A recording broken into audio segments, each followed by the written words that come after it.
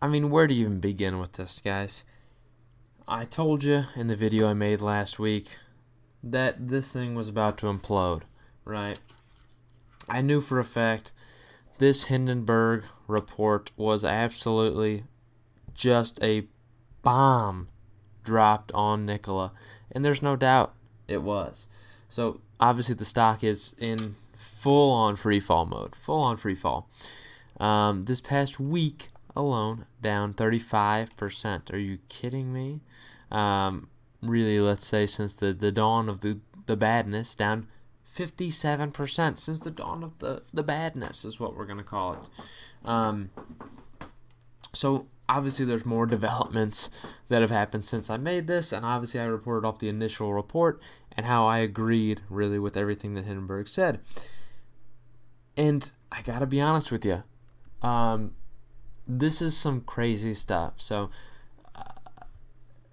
naturally, there is no doubt that they did not deny any of the accusations that were given against them. Their main defense in the entire matter, which I think is hilarious, was the fact that Hindenburg is simply a short seller and they're looking for the stock to do poorly. And again, I get it because honestly, yes, Hindenburg is trying to make the stock do poorly, but I do think in the end they were acting out of selfishness, yes, because they wanted the stock to do poorly. But there was still accuracy regardless behind it. This company has admitted, Trevor Milton has admitted that he absolutely faked the video of the Nikola truck. The only video they have of a proper prototype, the only actual pictures of a proper prototype that they have, was faked. This was a truck moving not under its own power, and it was simply a piece of metal on wheels. That's all it was, I'm being frankly honest with you. So they dispute it, and I wanted to bring up some tweets, right? Because I was curious. Because Trevor Milton really denied it on Twitter for the most part, is where he was firing back on this. And I think it's just hilarious. Trevor Milton has deleted his Twitter account. Are you kidding me? This is an absolute... I mean, what more can you say? The man admitted to misleading investors. You know, he didn't say he did. Obviously, he's going to argue that he didn't mislead investors and that him saying that the car or the truck was, in motion doesn't necessarily mean that they had a driving prototype.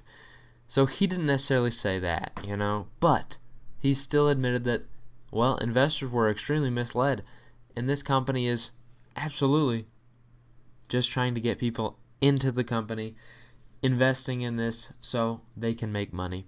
And you see that when the founder of this company, the founder Trevor Milton, sold his stock once it went up to buy a $30 million home. Are you kidding me? He built a $30 million home. That is what I would say is a little suspicious, and I think investors probably should have seen that. People who are actually believing in this stock. Now, again, if you want to invest in the stock, it's one thing, but at the levels that they were doing, with zero revenue, with zero concept, with zero anything, I find it incredible. So they're going to claim this is a hit job, obviously.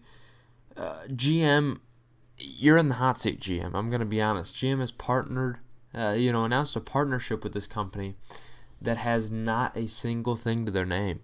They simply have false, baseless claims of what their vehicles can do when they don't even have vehicles that do anything. They've got metal. At best, they really don't have anything. I cannot fathom anyone who would possibly consider investing in Nikola right now, nor in the near future.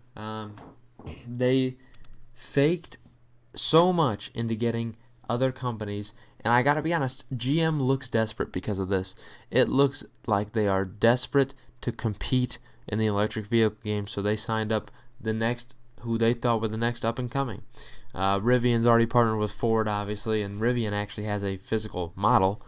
Nikola was simply just a fake, completely fake company that has no ability to produce anything. But so GM was trying to find someone to really, bring home some business potentially. And my gosh, I think GM has made a major mistake. I'm just going to tell you that right now. Trevor Milton was worried about one thing. He's not worried about creating an electric vehicle. He's not worried about hydrogen cells. He's not worried about anything besides his own money. And I hate to tell you that. The fact that this stock is still trading in a market cap of $8 billion with $0 of revenue, it's shocking to me. It's shocking that it is still at these levels, and I think it will continue to fall. It will continue to fall, and I think you just need to accept that. I would not consider getting back into the stock if I were you. If you were in it before, stay away from this thing because it is a falling knife right now. Let it get down to the single digits, and then maybe you can decide what you want to do with it. But it's short-lived. All I can tell you is stocks like this, they're short-lived. It's happened a lot lately, right? And who knows where it goes from here. There's a chance even that this company gets investigated by the SEC. There's a chance. And if they do, just expect even worse things coming for this. I don't know if that's necessarily going to be the result, but again, there will be some research done into this company. Just be sure of that. You can be sure of that. But there's nothing good about this company right now. Just going to throw that one out there. Please stay away. I told you to stay away. And if you were still invested by the time I posted my video and this thing was at $50 a share, you know what? Hey, I don't know what to tell you. I tried to give you every ounce of warning I could. But still, do not catch this falling knife. Let it continue to fall. And when it hits rock bottom, maybe you can look at it and be like, maybe something happens here. But I don't think it's possible. I think this company's dead in the waters, and it will not be existing much longer. That's my take on it. I hope you enjoyed, and you have a good one.